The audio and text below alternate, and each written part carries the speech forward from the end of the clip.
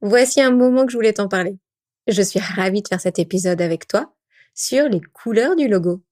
Alors, quelle couleur choisir pour ton logo? C'est parti.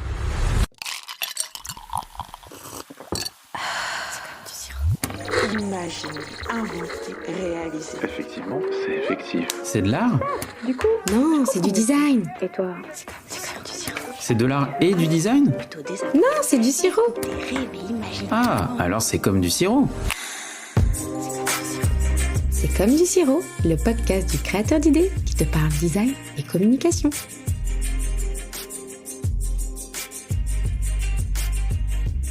Nous avons une perception très culturelle des couleurs. Elles nous sont aussi parfois genrées. J'aimerais commencer cet épisode sur un exemple. Il y a quelques semaines, un prospect nous contacte pour son logo et plus largement pour son identité graphique. Il est dans un secteur plutôt masculin, sans vouloir rentrer trop dans les étiquettes, mais ces étiquettes sont quand même assez révélatrices. Quand tu es dans le milieu de la construction, par exemple, et du bâtiment, il y a des couleurs qui font un peu jaser, qui font du bruit, parce qu'elles sont connotées féminines, efféminées, girly, tout ça. Et puis, tu sais, le genre des couleurs a encore un peu la peau dure, selon les milieux. Le rose pour les filles, le bleu pour les garçons. Il y a quelques jours, j'entendais un papa dire à son fils « Le rose, c'est pour qui? Le bleu, c'est pour qui ?» Bref, je m'éloigne un peu. Tout ça pour te dire que certaines couleurs se dotent facilement de croyances et de connotations. Et parfois, c'est génial. Enfin, c'est génial pour nous qui voulons de l'impact dans la communication.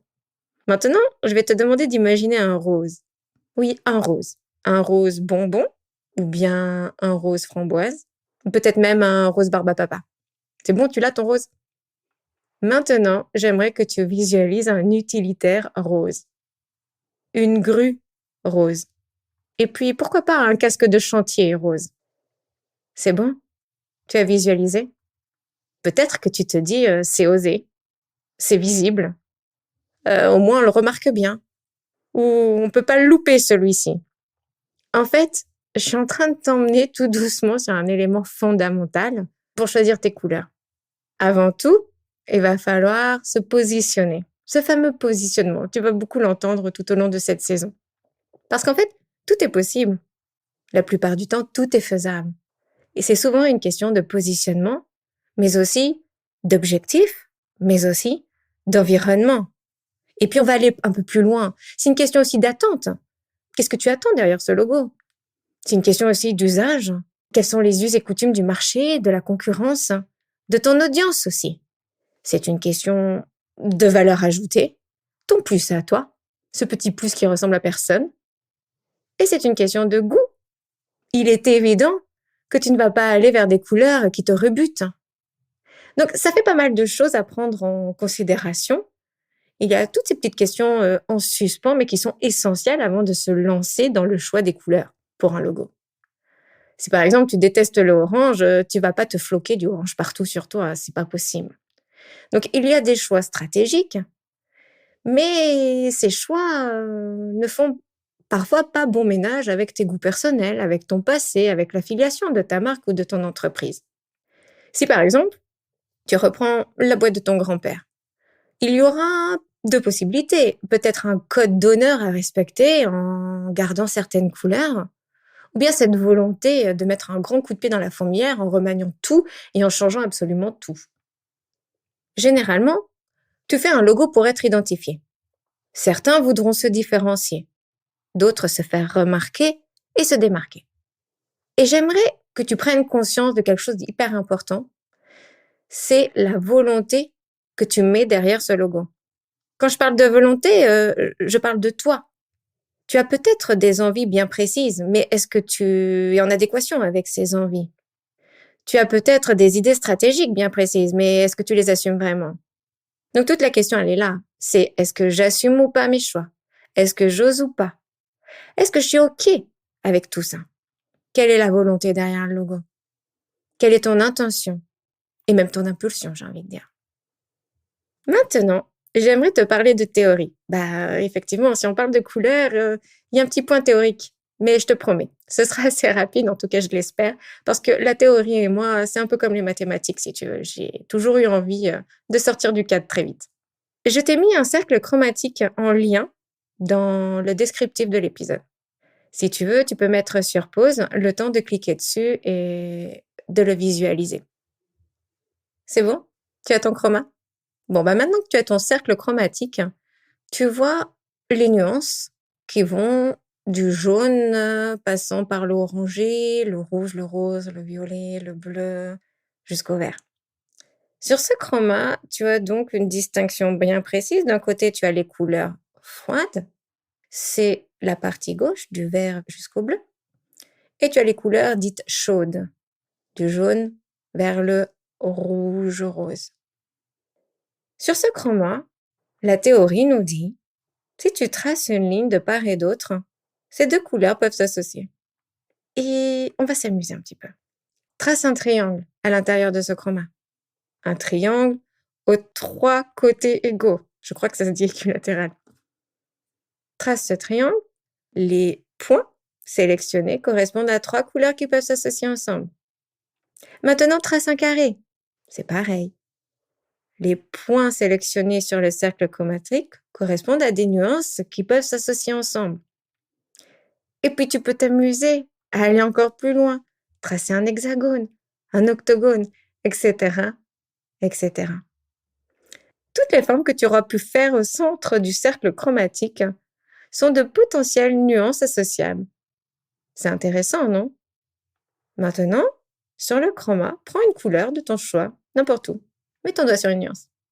Tu peux sélectionner la nuance précédente ou la nuance qui succède, le point que tu as choisi.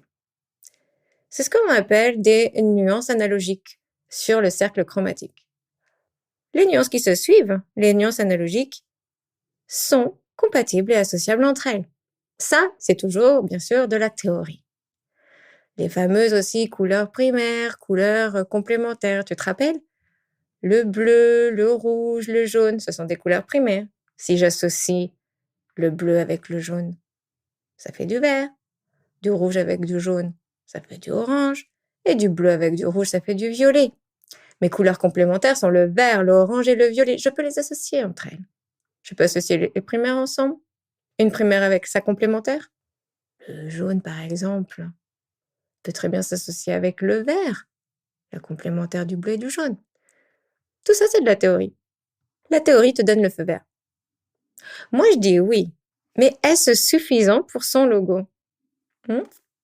Alors, on reprend. Il y a des règles, c'est bien. Mais les règles sont faites aussi pour s'en détacher. Surtout si tu veux créer quelque chose d'impactant. L'inattendu s'exerce hors du cadre, hors de l'attendu, sinon tu retombes dans le conventionnel. Alors c'est reparti. Imagine maintenant une couleur pour chaque profil que je vais citer. Le paysagisme, le traitement des eaux, la banque, le relooking d'image, la stratégie marketing, un produit high-tech. Est-ce que tu as eu la couleur à chaque fois? Maintenant, on va se poser une question. Et cette question, elle est fondamentale. Que ferais-tu si tu devais choisir une couleur de logo dans l'idée de te démarquer sur ton segment? Je suis sûre que tu as la réponse en toi. Tu consultes le marché, les usages aussi de ton audience, et ensuite tu interroges tes objectifs et tes intentions. Tu fais un logo pour quoi? Pour tes factures? Pour être reconnu? Pour être identifiable peut-être? Pourquoi tu fais un logo dans ton sirop? Pour répéter la concurrence, pour être le premier, pour être devant, pour être remarqué, pour te différencier, pour exister et peut-être attirer les regards. Si tu veux pulvériser les habitudes, tu choisiras une couleur inattendue, peut-être même clivante. Et tu sais à qui je pense quand je te parle de ça? Je pense au slip français. Cet exemple est fabuleux. Il a fait énormément de bruit. Et tout ce clivage a alimenté finalement la communication autour de cette refonte d'identité visuelle. Si tu veux fédérer, rassurer, qu'est-ce que tu fais? Tu vas conserver les couleurs du marché en les ajustant à ta marque, sans trop faire de vagues. Ce sera suffisamment polissé pour marquer l'attention. Je parlerai d'impact docile ou spontané. Et là, je pense à une marque une refonte en fait d'identité bien précise. Je pense à Intermarché. Tu te rappelles de l'ancien logo d'Intermarché, les trois mousquetaires? C'était orange et noir.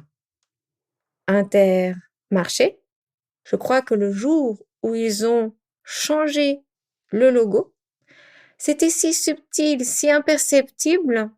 Pourtant, les changements sont flagrants, mais c'était tellement attendu en douceur pour nous que c'est resté dans une continuité. Ça n'a pas fait de vague, et pourtant, le style, la modernité est bien là.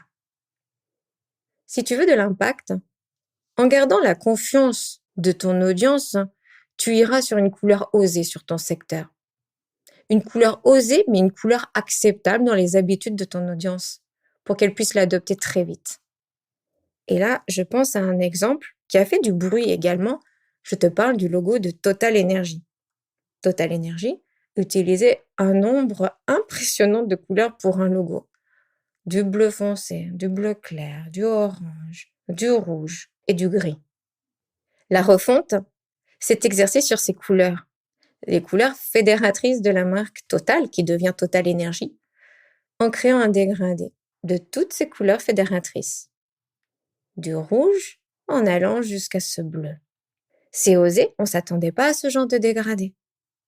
Mais en même temps, c'est acceptable dans les habitudes puisque ce sont les couleurs que nous avons l'habitude de voir pour Total. J'aimerais te mettre en garde, et du coup je fais une petite parenthèse.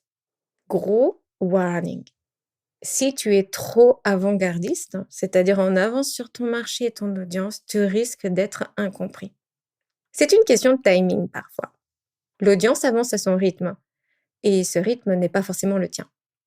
Pour inspirer, place ton curseur légèrement devant et avec constance.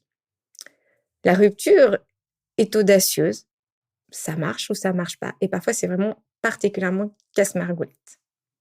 Je te propose de faire un point sur la perception émotionnelle des couleurs en marketing.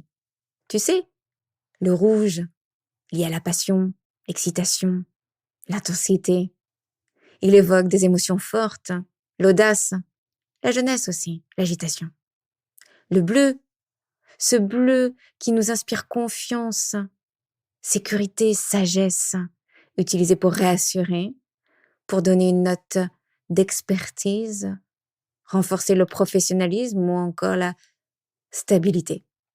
Et puis tu as ce vert, le vert de la nature, le vert de la santé, celui qui symbolise l'équilibre, la paix.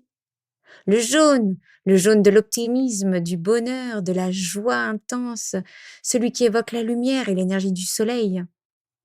Le orange, créativité par excellence, c'est la couleur de la communication, de la joie, de l'énergie mêlée du rouge et du jaune. Le violet inspire le mystère, la spiritualité, mais aussi la compassion, la délicatesse, la douceur. Le rose est créativité, imagination, intelligence des idées. Et nous avons 3 autres nuances qui ne sont pas des couleurs, comme le noir, le blanc et le gris. Le noir est associé au luxe par excellence, il inspire le minimalisme, l'élégance. Le blanc est lié souvent à la pureté, à l'innocence, évoque la clarté. Et le gris est la nuance de la neutralité, celle de l'équilibre, de la sobriété. Voici un petit tour d'horizon de l'influence des couleurs dans ton marketing. On l'utilise en neuromarketing, en marketing émotionnel. Mais est-ce suffisant? Selon le marché, selon ton positionnement, selon ce que fait la concurrence, selon l'attente de ton audience cible, tu vas aller vers telle ou telle couleur plus facilement. Si par exemple tu es une agence de print et que c'est le rose qui est le plus utilisé, il est évident que ce sera judicieux peut-être d'aller sur des couleurs bleues, d'aller sur la couleur rouge ou d'aller sur la couleur orange pour casser justement ces habitudes visuelles. Si par exemple tu es une entreprise qui a envie d'inspirer la nature, l'environnement, mais qu'en même temps tu vends de l'essence, tu auras peut-être envie justement d'aller vers le vert. Si tu es dans le traitement des eaux, l'assainissement des eaux, tu auras envie de rassurer, de sécuriser et d'employer le bleu. Une couleur peut-être attendue justement avec ce genre de domaine. Mais si tu as envie de casser et de créer un impact, ça peut être intéressant d'aller chercher une autre couleur. Je t'ai parlé un petit peu de théorie, un petit peu de perception. Maintenant, je fais le lien perception symbolique et là, je t'invite à mettre des warnings partout autour de toi. Je pense que tu as déjà été confronté à la symbolique des couleurs. On te dit telle couleur reflète tel sentiment, etc. À un moment donné, il faut faire attention, puisque au final, tu peux bien faire dire ce que tu veux à une couleur. Et se cacher derrière des symboliques trop compliquées, c'est clairement se planter une épine dans le pied. Pour plusieurs raisons, parce que à vouloir chercher trop de symbolique, c'est noyer le message. Et puis aussi, c'est se couper une partie de la créativité. Tu peux passer à côté de ton audience, tu peux passer à côté d'une pertinence visuelle et tu peux passer clairement à côté de ton message. En fait, le logo est un élément visuel fort. Il identifie la marque. Son rôle, c'est bien d'identifier. Son message, il doit être clair, précis, unique et indivisible. Garde toujours ça en tête. Ton logo, il n'est pas là pour tout dire, mais bien là pour marquer et rendre remarquable. En ce sens, il possède les mêmes attributs que nos ancêtres, les emblèmes et les blasons. Il est là vraiment pour marquer au fer ta marque d'entreprise, ta marque de service, ta marque de produit ou ta marque personnelle. Alors maintenant que j'ai un petit peu checké tout ça, tu te demandes peut-être comment nous choisissons les couleurs pour nos clients. Eh bien, c'est une très très bonne question et je vais te dévoiler un petit peu notre process de sélection. Alors, bien évidemment, ça va dépendre du projet, ça va dépendre de la demande, mais je vais tracer des grandes lignes génériques pour te montrer un petit peu comment nous fonctionnons. Bien souvent, nous demandons, soit en one-to-one, soit à travers un formulaire, les couleurs qui sont appréciées ou attendues. Les couleurs, mais aussi les nuances, les déclinaisons et les variations. Est-ce que ce sera des nuances douces ou vives, des nuances claires, foncées, voire même fluo? Donc nous demandons tout ça. Nous auditons aussi et allons voir des voix parfois très opposées en suggestion. Nous demandons également les couleurs qui sont rédhibitoires, celles qui sont non négociables pour des raisons personnelles ou autres. Et d'ailleurs, ce qui est assez marrant, c'est que l'expérience veut souvent que ce soit les couleurs auxquelles le client a dit non qui finalement peuvent être sélectionnées. Dans le cadre d'une refonte, c'est très différent. Bien souvent, la couleur est un élément de continuité. Elles sont parfois éclaircies ou contrastées. Le changement, bien souvent, est une évolution subtile. Parfois, nous cassons les codes colorimétriques pour créer un renouveau inattendu, mais en gardant toutefois un élément hérité pour créer une filiation entre l'ancienne identité, la nouvelle identité. Alors, dans cette sélection, il y a plusieurs choses qui rentrent en compte. Bien évidemment, la demande clientèle, le marché, l'audience cible et notre intuition. Ensuite, nous allons regarder l'impact, les couleurs qui sont impactantes, intéressantes, et voir les contrastes qui sont possibles également.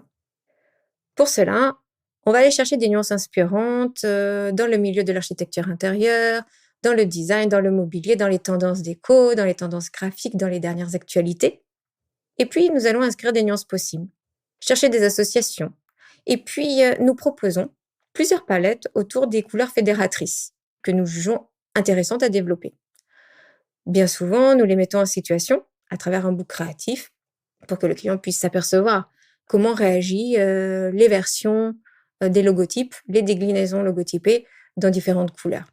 Ça permet de se mettre en immersion, de voir un petit peu comment le logo réagit dans des couleurs vives, dans des couleurs contrastantes, dans des couleurs inattendues et puis aussi en monochrome.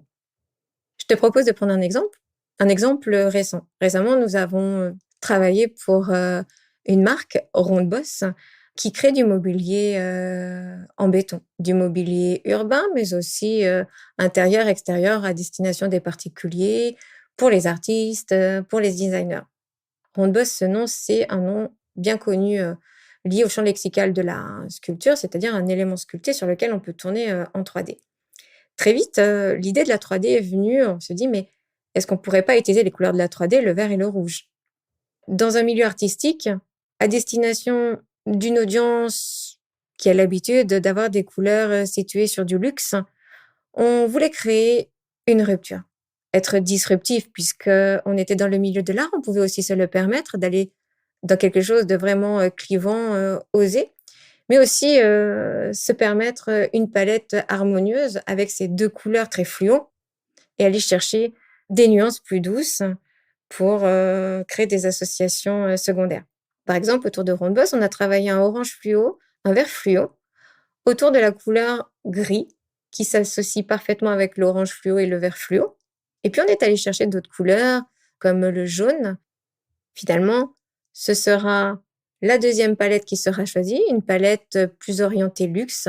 Il va y avoir les couleurs fédératrices, que tu as compris, le orange et le gris, associés au bleu marine, au jaune, et à ce vert qui tire sur le foncé. Ça, c'est un exemple sur lequel nous avons travaillé récemment. On pourrait prendre un autre exemple où là, c'était une refonte.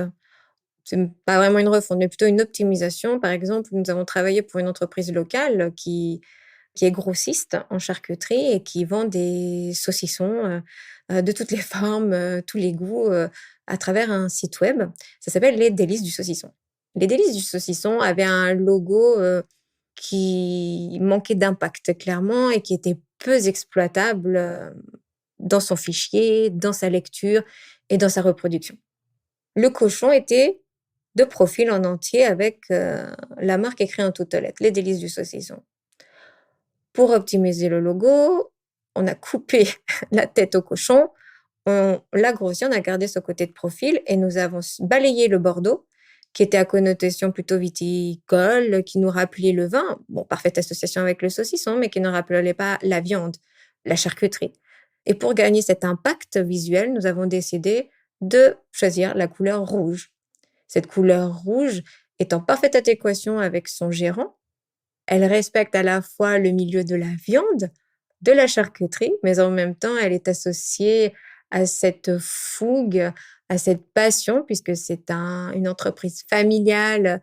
Et donc, ce rouge est en parfaite adéquation avec ce phénomène passion et cet enthousiasme autour du saucisson et de l'apéritif. Pour faire un point sur notre manière de choisir les logos, tu verras qu'il y a toute une partie où on audite. Évidemment, on audite les objectifs du logo, à quoi sert ce logo, quelles sont les intentions, quelle est la volonté, mais aussi le contexte, le marché, l'audience cible, les couleurs appréciées, celles qui le sont moins, les couleurs intéressantes, celles qu'on juge impactantes, et les associations possibles pour créer du contraste. Parce que avoir les couleurs de son logo, c'est une très bonne chose, c'est très important, mais si tu restes sur les couleurs de ton logo, tu peux, au bout d'un moment, t'essouffler, avoir besoin de créer du rythme dans tes compositions, dans le design graphique, sur tes supports imprimés ou numériques.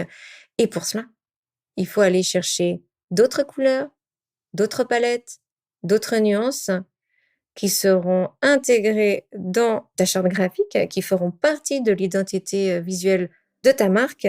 Et tout ça, évidemment, ça se choisit avec certaines subtilités et choix stratégiques. Et ça, mais je t'en parlerai dans un prochain épisode.